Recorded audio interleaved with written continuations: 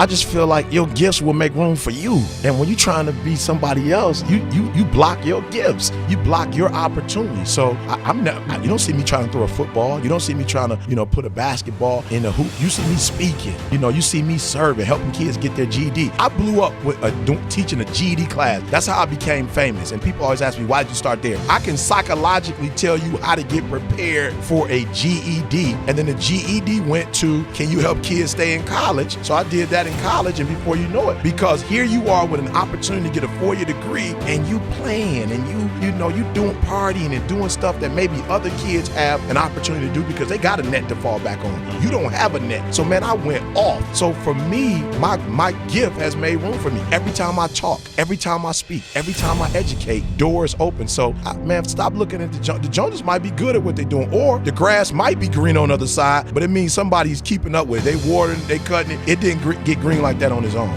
For some of you, the next level is just accepting that you belong there. Like forgetting your past, forgetting where you come from, not worrying about what you think you don't have yet. Just relax and you belong there. So the next meeting after, they trained me and we talked, the next call was like, yo, E, what you doing tomorrow? I'm like, I don't know, what's up? He was like, Warren Buffett's coming to town. I'm only inviting 30 people to come, and I want you to be one of them. I'm like, I'm in. This one, you got to catch this one. There's a reason why I'm in this room, and I'm not the 4th richest person in the world, but I must be rich at something. I just don't know what it is.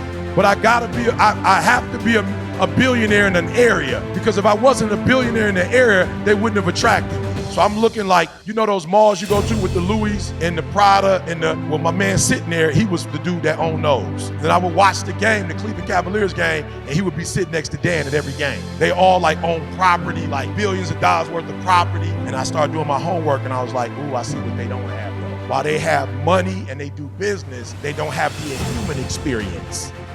But in America, and it was funny, I was just recently in an interview or had an opportunity to do a luncheon with Warren Buffett, and he was just saying that, this is the greatest country to be born in. This is the greatest time, to be born, in this particular country, social media, economics, just opportunity. So, I'm the American dream. I represent, what so many people from my community represent, mom who had me out of wedlock, pregnant at 17 years old.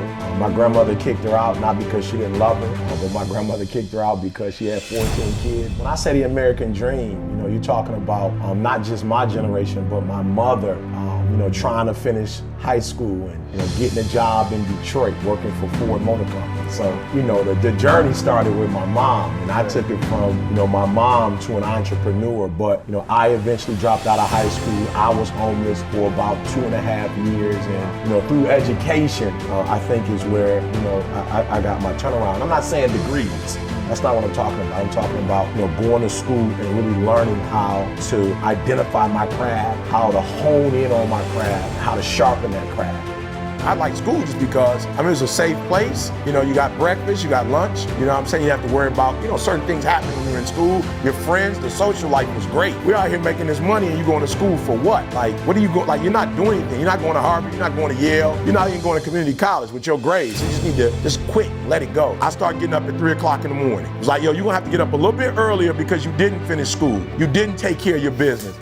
Can't get up the same time another man who gets up, who handle his business. And so for me, it was like, you gotta discipline yourself. You might have the same experience they had, so you just gotta discipline yourself. I do vegan most of the time, and I tell people all the time, I love fried chicken. I love macaroni and cheese. I love a lot of dessert. But in my family is diabetes. So it's like, yo, if you do what they do, then you're gonna get the results they got. But if you wanna be with Didi for the next 30, 40 years, and you wanna be able to walk, I wanna be able to walk at 60, at 70. I wanna be independent at 80 if I can be. So I'm gonna have to make some sacrifices now